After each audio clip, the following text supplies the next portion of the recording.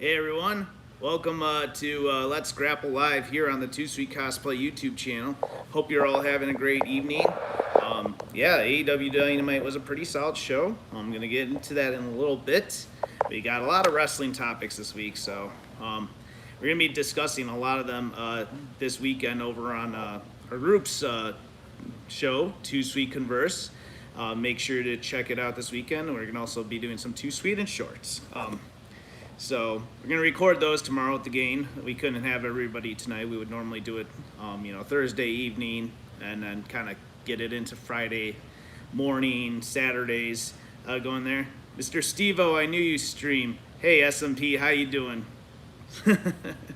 So yeah, thank you for joining. We got quite a bit of a show here today, but some topics we're going to be discussing on the weekend edition of our programs is the return of Roman Reigns and already being back in the WWE title picture, the Universal title picture. Keith Lee losing the NXT title and being moved to the main roster.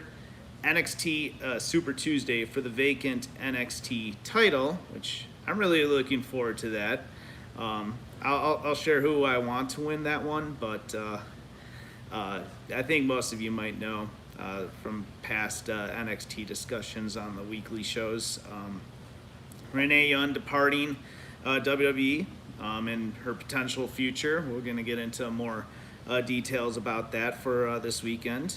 And then also Brody Lee of the Dark Order winning the TNT Championship and Cody departing. We'll talk a little bit more about that, but if you have any topics you'd rather see instead, or if you would like to actually see us add on, we'll be more than happy to. Oh yeah, and you can't forget, Cosplayer of the Week returns on Too Sweet Converse this weekend. It's going to be episode number 18, so stay tuned for that content here on the Too Sweet Cosplay YouTube channel, and also some breaking news that just happened.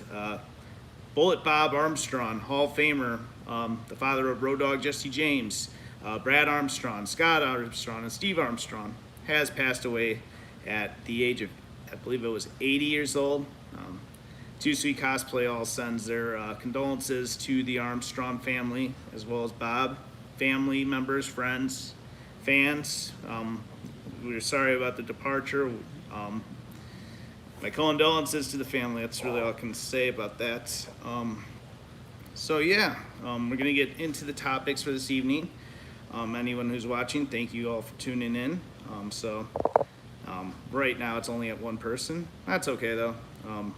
If you watch on demand, I also appreciate that. Oh, looks like we got a second person joining in, so thank you for tuning in. So yeah, AEW tonight, Dynamite tonight. Pretty entertaining show overall. So I'm not going to go through all the show, but based if you guys are going to be talking about our topics on the show, I will add on, and you feel free to chime into the chat and share what you thought about tonight's show and the topics, whether you agree with me, disagree. I'm all ears.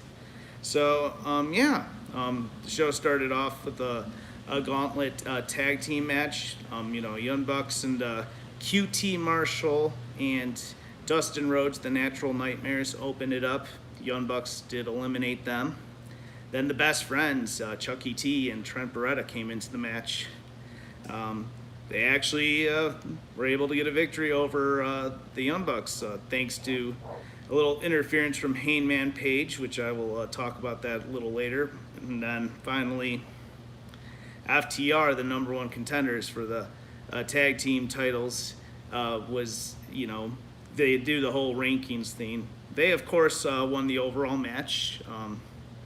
It's good to see the former Revival actually kind of get some momentum there in AEW. I think if I were a betting man, we'll talk about it more on the all-out predictions next week. But I'm pretty sure we're going to get new tag team champions with them. But yeah, Hangman Page did cause Nick and Matt Jackson to lose the match. They obviously weren't too happy later on. They actually told Hangman he's no longer part of the Elite. So things are going to get interesting with that. We'll see where Kenny stands. I don't see them being tag team champions much longer, Kenny and Hangman Page. I'm surprised their tag title reign even lasted this long. So overall, a good opening match. I think maybe they do tag team matches a little too much to open AEW Dynamites. I mean, obviously it's not every week they do that, but feels like more often than not they do. Like past couple weeks we've seen like various 5-on-5 matches on AEW Dynamite. We had tag team appreciation night, so on and so forth. I mean, it's better than like a 20-minute opening promo. I'll take a tag team match to open the show over that, but maybe a little variety would be nice to switch things up. So yeah, Dark Order is growing. I'll talk about Brody Lee's thing maybe this weekend of winning the TNT Championship from Cody Rhodes.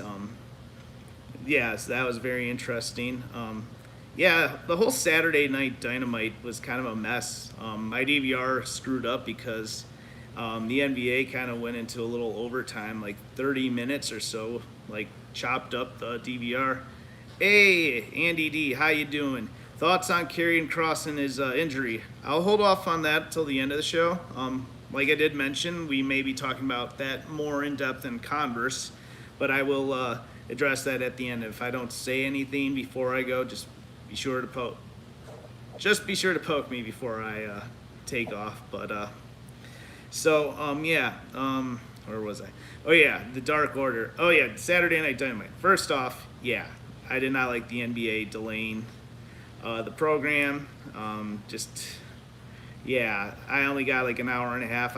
Was able to find the Cody and Brody Lee match online.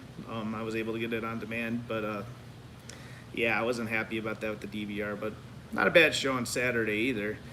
So I do like Brody Lee as the leader of the Dark Order. In short, I am happy he won a title. I think that's great. Finally, he's the TNT champion. The Dark Order has some prestige there. I do like Anna Jay being the female member of the group. She's kind of been, developing her own thing, kind of establishing a name for herself in AEW. The women's division could always use some work, but yeah, I do like Evil Uno too. Colt Cabana on the side's pretty funny. But yeah, the rest of the Dark Order, pretty much they're like the equivalent of Tozawa's ninjas in my true and honest opinion. But yeah, what else was I gonna say before I move on from Dark Order talk? Tay Conti being offered. Oh, Christina Rivera comment. Hey Steve, what are your thoughts on Keith Lee's debut debate? Again, yeah, we're gonna talk about that on Too Sweet Converse. Mostly gonna be talking AEW Dynamite talk tonight, but I do appreciate the thoughts. I'm glad that Keith Lee's on the main roster. I'll briefly talk about that a little at the end of the show. So yeah, Dark Order, they are what they are. We'll see if Tay Conti actually becomes a regular member of that group. And moving on from there, Sammy Guevara versus Matt Hardy was the main event of the evening. Very solid match. Nice seeing all that blood and now Matt going through a table. Matt sported his old Hardy Boys look, kind of like when he first joined. He and Jeff first joined. What's his name? Michael Hayes. Like, yeah, when they first started going solo and actually won the tag titles. That was pretty awesome. SMP commented. Saki the Sock Puppet comments. Thanks for sharing my video. All right, so yeah, I will be getting them all this. All right, here we go. So yeah, Dark Order is starting to get a little bit better, says SMP. Yes, I totally agree with that. And I did like the whole funeral segment. That was very entertaining. And the one Dark Order member having the neck tattoo from Cody. But yeah, so yeah, I did enjoy. I thought the comment. I thought that segment was pretty fun. And also, yeah, Sammy Guevara, he's starting to build a name for himself. I'm cool that they are pushing him. It seems like AEW is very behind him. Obviously, he made some off-color comments in the past, but it looks like he's willing to move on and better himself, so that's totally okay with me. Yeah, Chris Jericho on commentary, that was gold. I really enjoyed that. Orange Cassidy needs to beat Chris Jericho one last time. I'm not very excited of that match, to be honest. I think that the two matches were fine.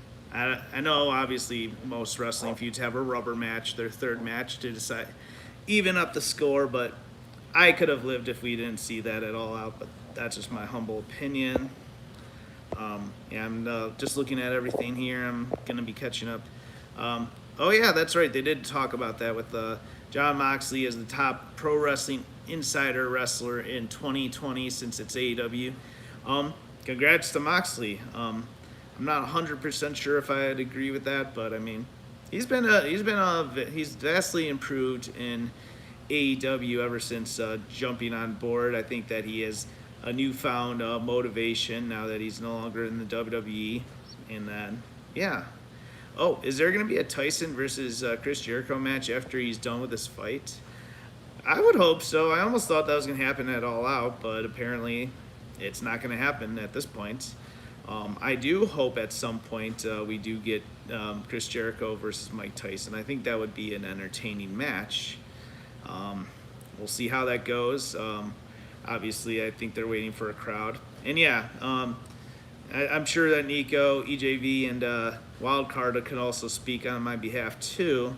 But yeah, it really sucks that All Out's not going to be in Chicago this year. I mean, it is nice that we do have, I wish, yeah, it was very fun. I understand there's a pandemic going on, but yeah, just trying to, it just, you got to be safe. But it's going to be a great show anyways, I'm sure about that.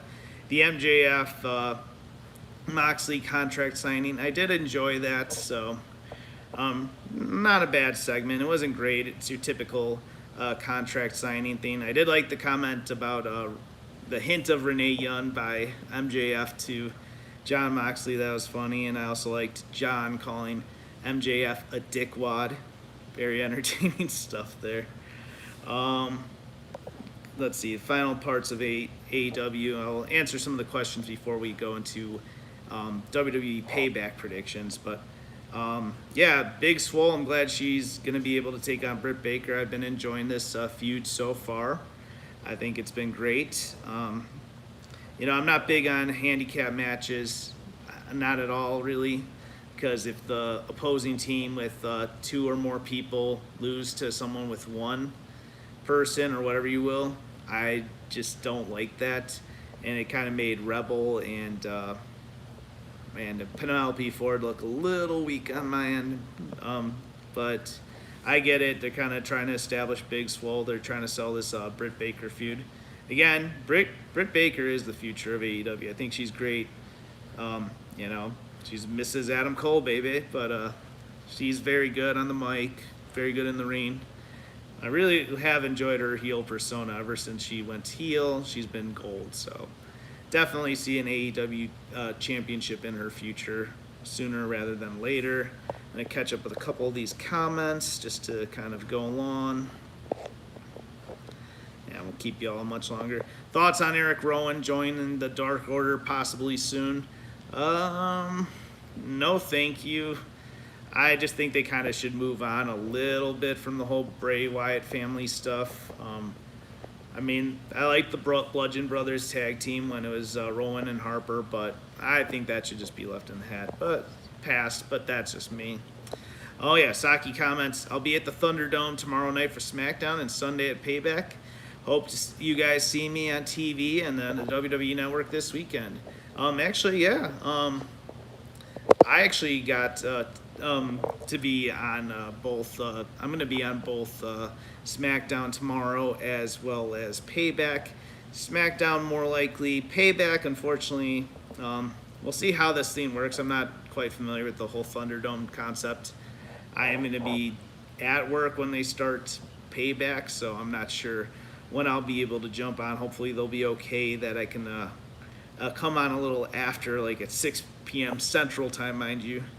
I know like the call is 5:30 p.m. Eastern Time, but it's 4:30 in Chicago time. So we'll see how that goes. Yes, let's see. It was good, but the match with Lawyer was like okay, says SMP. SMP also comments, Big Swole is very charismatic, a bit more like her husband. Yes, I could see that. Yeah, Britt is definitely the future. Even if Shia is bae. Yes, certainly. So, yeah, very nice stuff with the whole AEW. I'm going to comment on some of the other questions from earlier later, but first off, I'm going to get into Payback predictions. STVO, admit it, Too Sweet Cosplay is Retribution. Yes, we all are Retribution. Uh, I'm definitely the height of most of the members, I'll tell you that much. Oh, man. So, yeah, Payback.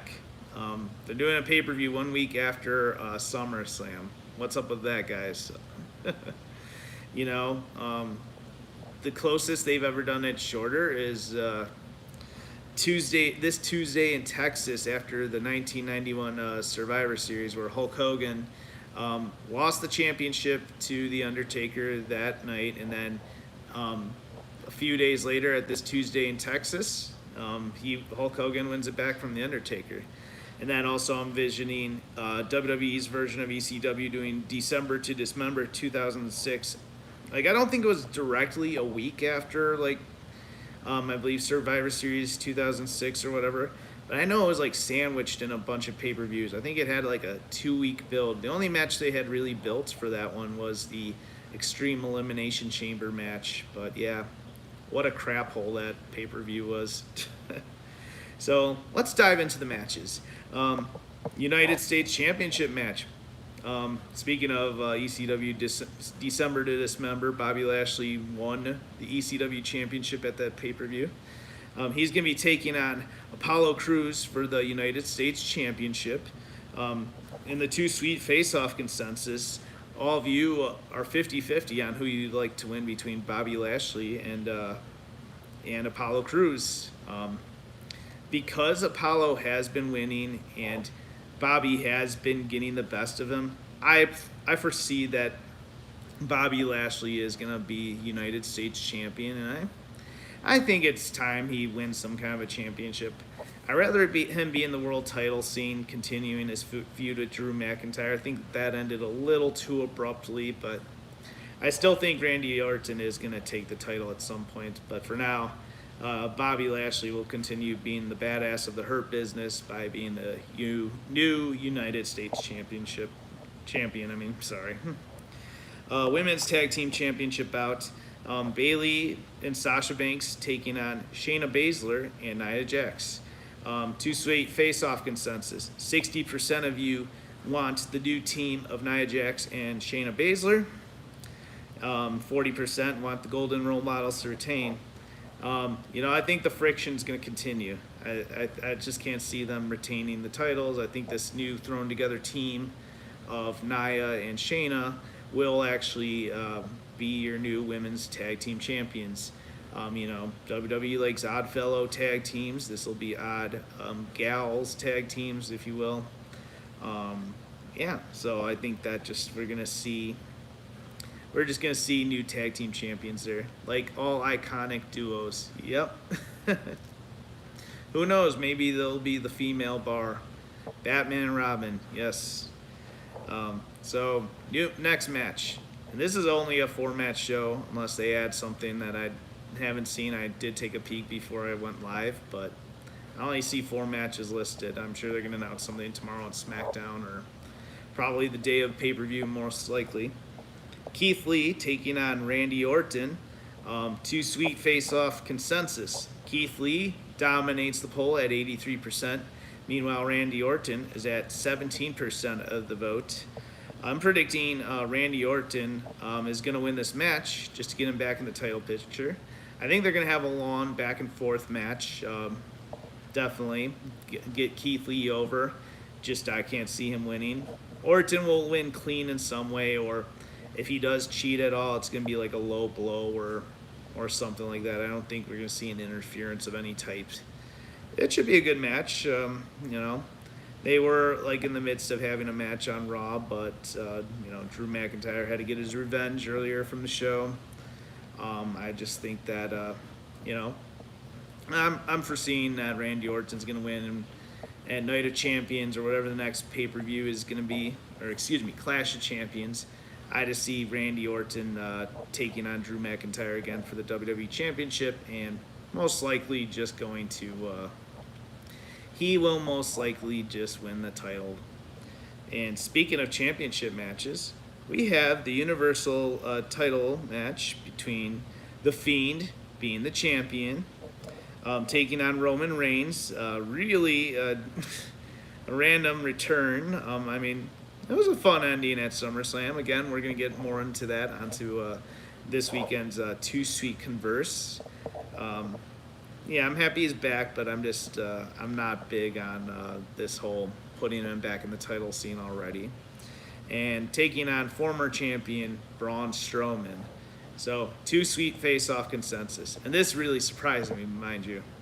So, 53% of the vote was for Roman Reigns to become new champion, or at least win the match. I don't think there's a DQ in this because it's a triple threat. So, you really can't do that. But we'll just say 53% of you want Roman Reigns returning after 4 months to be the new champion. Meanwhile, 42% of you want The Fiend to retain, and with a small 5%, which is AKA just one person, that one person wants Braun Strowman to win his title back, which I don't. That's the least likely outcome we're gonna see. Let's just be honest here. I could see Roman Reigns winning because that's something WWE would possibly do. I just can't see that being something. But I'm hopeful, and I think that The Fiend will somehow retain, whether he pins just Braun Strowman again, or I don't know. Most likely just pin Braun Strowman. I think that maybe Roman and The Fiend will have a feud, have a match next, well, not even next month. Well, yeah, okay, so, yeah, end of August is Payback.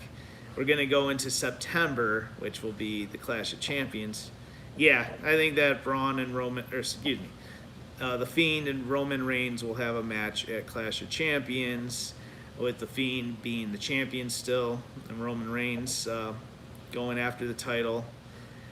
We'll talk more later about what happens in that pay-per-view, but for sure I think that The Fiend will retain. Maybe Alexa Bliss will make another appearance. She'll make an appearance, maybe even cause Roman Reigns or Braun Strowman to lose this particular match to The Fiend in order to just help The Fiend retain. That's my ultimate goal. Frank Castle comments, Braun is there to take the pin. Yes, absolutely. I'm going to quickly glance over some comments before I go in. In 11 years, Keith Lee will be champion. Yeah, quite possibly. I mean, hopefully sooner, but we will see. The Nexus had a story, but WWE was too afraid of taking Super Cena down, so Retribution is worse. Oh, yeah. And Saki the Sock Puppet asks, who's worse, Nexus or Retribution? It's too early to tell with Retribution. I mean, Nexus was off to a hot start, but of course they fizzled out thanks to John Cena defeating them in their first pay-per-view defeat. I mean, yeah, it was a 7-on-7 match, but let's just face it, John Cena took down the Nexus. And so, yeah, with that being said, we're going to go into my excitement level for this pay-per-view from a 1 to 10. Because of it being 1 week, that already takes it down a number grade, just because, yeah, just like a 1 week build for a pay-per-view. Come on, what the hell is that? I'll be generous and give it a 3. I was thinking 2, but because the matches themselves don't look that bad, I think that maybe they'll be decent, but, you know, half-assed build-ups. I guess Bobby Lashley and Apollo Crews has had some kind of a build-up, but really most of this is just thrown together, and these other matches will be just thrown together. Rumors being The Miz versus Big E being one match, and then seeing another match between AJ Styles and Jeff Hardy. I'm not going to speculate on them just because they aren't on the pay-per-view yet, so we will see. But for now, I'm going to 3 out of 10 excitement level. So before we close out the show, I did promise to go back and reread some of these comments and give some thoughts on them. Give me a second here. It always takes me so long to pull. Okay, so Frank Castle comments, I have to get your thoughts on Wade Barrett's return.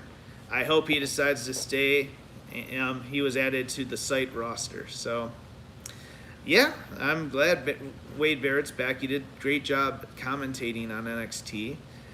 I kind of want to see him back in a wrestling role in some capacity. Some people have said, oh, maybe he'll be the leader of Retribution. That would be an interesting twist if that were to happen. I can't see it happening personally, but would be kind of nice, like in actually this form of his stable. He's had 3 stables. He's had the Nexus, the Core. Well, oh yeah, that is 3. There are 3 stables. He was part of the League of Nations. I mean, that's crazy, John. If you think about it, I mostly associate Wade Barrett with the Nexus, but so I guess if he was to be part of Retribution, that'd be stable number 4. But we'll see. I'm just glad Wade Barrett is on the NXT commentary team. I think he did a great job. I would be totally open to him doing wrestling matches if he is capable of doing so. So, more power to Wade Barrett being back in the WWE. I'm going to pull up some more, going all the way back to the beginning. So, Karrion Kross and his injury. That freaking sucks. I wish he wasn't in this predicament, but the second I heard like news stories breaking out that he did receive an injury, oh man, that really just blows. I wish he wasn't injured especially after winning the championship and all that build-up they've done to him. We might go into that a little more on Too Sweet Converse or the Too Sweet in Shorts this weekend. Christina, I did want to comment on yours. You asked about Keith Lee's debut debate. It was just such a rush to the main roster. Like, oh, here you go. You lose the NXT championship. Now you're going to the main roster. I'm like, really? I mean, that makes sense. Keith Lee is a marketable guy. I know there's the whole debate of his Limitless Son being removed. That really does suck. I guess there's, issues financially with the CFOs and whatever dispute. WWE doesn't want to pay the full price for that. I get it. Don't get me wrong, but yeah, I wish there was some way to keep it. Supposedly at Payback, we're going to see a different version of the song. Thankfully, they have to fix it. And I think enough people gave some backlash where they're going to create an all-new song. Hopefully, it'll be as good, maybe better. Probably won't be better, but maybe it'll be touching the Limitless song. I hope so, at least. And then the ring gear, it didn't bother me as much as other people.